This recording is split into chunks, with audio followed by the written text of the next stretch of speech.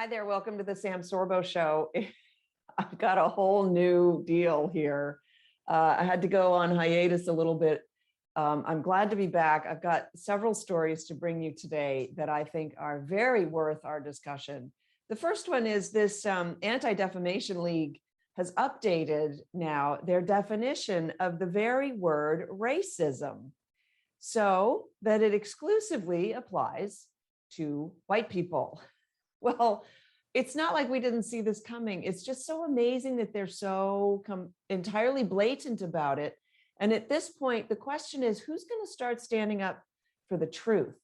So now the definition of racism is the marginalization and or oppression of people of color based on a socially constructed racial hierarchy that privileges white people. So the first thing that jumps to my mind with this actually is the recent sort of kerfuffle with Whoopi Goldberg, who came out and said something to the effect of that the Nazis didn't target the Jews as a race per se, that it was really just humans on humans kind of thing, that it was bad because it was humans hating on other human, or something like that. And that's very sacred ground that she's walking on. It's very dangerous territory. And it's funny because I've been in conversations like this a little bit in the past. And the idea that Judaism isn't a race, it's a religion. But in fact, it is a race because you inherit your religious creed from your mother in the Jewish tradition.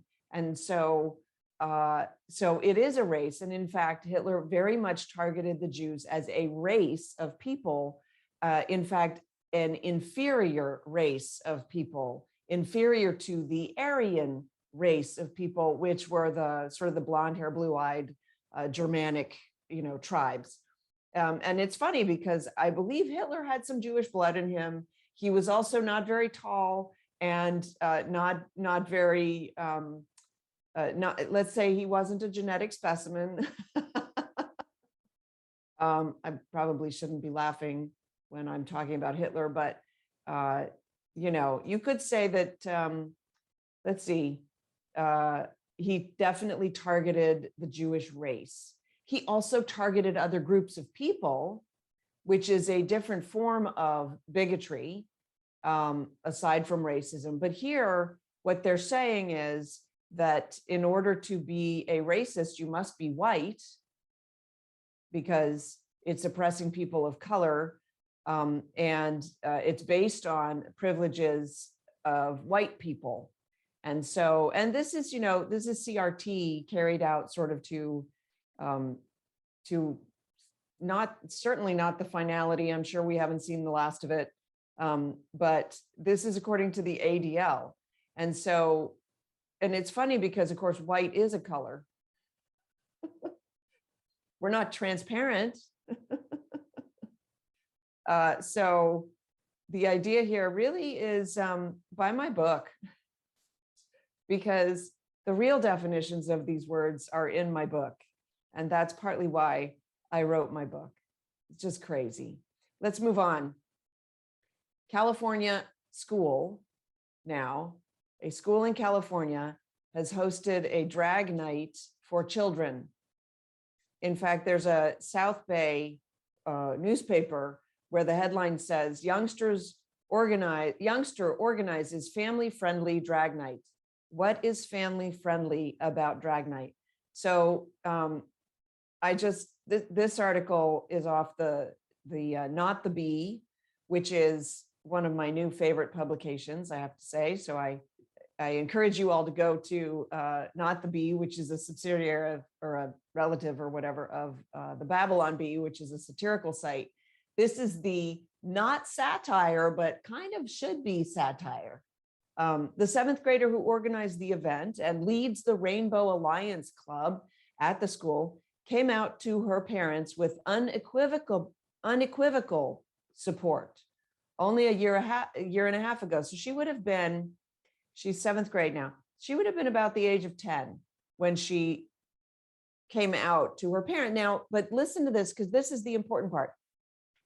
She said that she was omnisexual, which, by the way, means no sexual preference, which, by the way, seems pretty much normal for a 10-year-old, right? What am I missing here? As if that requires a declaration that 10-year-olds are not particularly interested in sex. But see, this is the way these people think, because they believe that sexuality should be explored with children. They range, I mean, this is a whole way of thinking, right? That deviates from what we consider to be normal and reasonable and healthy. And so when you go off of the assumption that, well, kids are sexual beings, which was a whole field of study, I think pretty much started and championed by Freud, but I could be missing my mark there. I'm not a psychology student or whatever. But anyway, so they think it would be reasonable to say that a 10-year-old who's not interested in any sex is that is the anomaly, or that should be something that is declared. And I mean, honestly, this is child abuse. And so anyway, this 10-year-old put together a drag queen night to teach children how to become drag queens. And it's so interesting because I was listening to, gosh, I think it was a Jordan Peterson podcast, and he was talking about sexuality. And it might not have been him. I shouldn't attribute it if I'm not sure. But anyway, he was talking about human sexuality, and he said that he believed, or that it could be considered, at least, that some of these grown people, men in general, who like to try on women's clothing and like to fantasize about being children, are sort of acting out latent desires of fantasy and exploration that were never satisfied in their youth. That children typically will do that kind of a thing. It was Jordan Peterson, because he was talking about his son and how his son's older sister would dress the boy up in their clothes with her girlfriends, and then they would put makeup on him and they'd laugh and it would be fun, and they were all playing, and the little boy enjoyed it. And Jordan's first sort of reaction was, ooh, I don't know if I like that. And he took a moment and he walked away and he sat with it for, I don't know, a few hours, maybe a day, about what was it that he didn't like about it and where was the problem? Was there a problem? Which I think is clever. In fact, I have images of my own son dressing up in one of my daughter's tutus. And I took photos for blackmail later. He's graduating high school this year. Those might come out of hiding. I'm kidding. But the idea is, and my boys used to love to paint their nails. They wanted to paint their nails. And I look at that and I go, well, that's just childhood exploration. I think children as a group are attracted to shiny, fluffy, pretty objects. And that's normal. And so to then say, no, don't look at that. You're a boy. That's not for you, I think is probably misguided. And in fact, perhaps results in older people enjoying playing at fantasy because they never got the opportunity when they were young. At least that I believe that's Peterson's partly his contention. Not always. This isn't like a blanket statement, but in a sense, for some of these people. And in fact, in this school in California, and this is a public school in California, which just blows me away. The event was hosted by the LGBTQ+ Alliance Club at Rolling Hills Prep in California. It was organized by a quote, omnisexual seventh grader. She's a 12-year-old child. I wonder if she has any idea what omnisexual actually means. And then they said that it was meant to educate the school community about LGBTQ cultures. So now they have their own culture, and expressive outlets, including the performative nature of drag.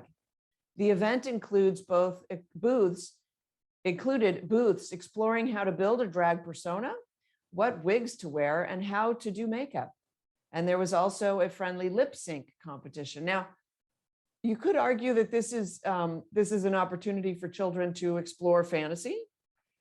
My struggle is that they're exploring fantasy with quote unquote role models who are not the best role models. And in fact, they show a photo of one of the teachers who is clearly a man with a beard and a mustache, wearing a wig or having very long flowing locks of hair, wearing a dress. And he teaches middle school music. And so I think my point is, and it's funny because I was just listening to Joe Rogan this morning talking with Steven Pinker, and they were talking about how memory can be manipulated. Especially, they were mentioning specifically an 18-year-old girl who had been raped. And I eventually, the prosecutor admitted to her that he had manipulated her to pick one guy that he had chosen sort of at random on the lineup for her to remember sort of unequivocally that that was the guy who raped her, even though the guy was innocent. And they sent that guy away to jail for what they think was maybe over 10 years. An innocent man, because she remembered specifically that he was the guy who raped her.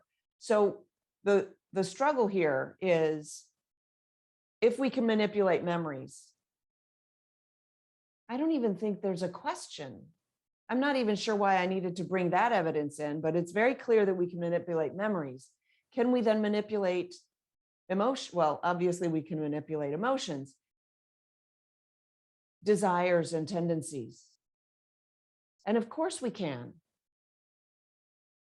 And then the question is, should we? And furthermore, should we allow others to do that to our children, regardless of how you feel about it one way or the other? I suppose it can't be regardless of how you feel about it. But should we allow these people to manipulate our children? That's really what it boils down to. And if you're a parent of school-aged children, do you want the people who are now teaching in our schools to have access to your children to manipulate them? I got an email from a gal, a grandmother sent me an email saying that her 10-year-old granddaughter, fourth grade granddaughter,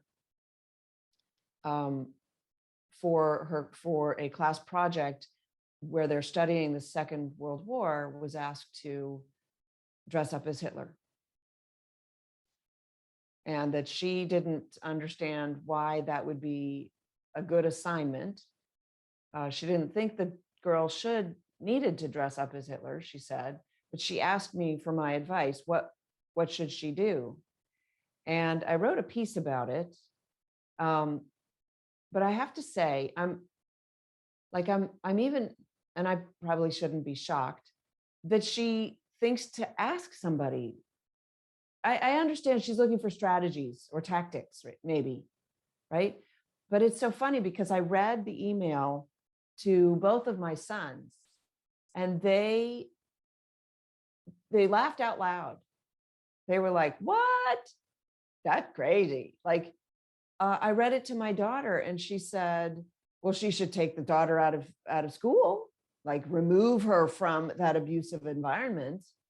Is there a question of whether young girls should dress up as Hitler? Let me ask you this. If your little girl came to you and said, I want to dress up as Hitler, Like, shouldn't we look at that sort of suspiciously and say, no, that's not a good plan, as opposed to actually assigning? And then the final straw, when you think, and here's the thing, folks, we have to train ourselves again, because we've been so trained in the other way. We have to train ourselves again. You have to sit and think through things. And the other thing that they don't teach you in school is writing is thinking. That's why we should learn to write properly, is because it's a form of thinking and it actually helps, it aids in thought. And so, so I sat and I wrote her back. I wrote an email back, and then that encouraged me to think some more. And I wrote a second email back, and then that encouraged me to think some more. And I think the second email was, by the way, understand that they're assigning this. You're the one that has to make the costume, because it's not a sartorial class. It's not a class on how to make a costume. It's fourth grade. So the parents have to make the costume. So how does that, so that ropes the parents into their insanity. It actually makes the parents complicit. And then maybe there's, I don't know, maybe there's like a special judging how well the parents did. You know, how devoted are the parents into reproducing a full, you know, Nazi uniform? I don't know. Like, there's some crazy stuff that's happening behind the scenes here that I don't even, I'm just speculating about. And then I think my third email was, you know, you should definitely fight this kind of thing, and at the same time, remove your child from the front lines. So, all right, that calls for a quick break. I'm going to take a quick break and I will be right back. Thanks so much. You're listening or watching the Sam Sorbo Show on Rumble, also on YouTube for a little while longer, maybe, and here on Mojo 50.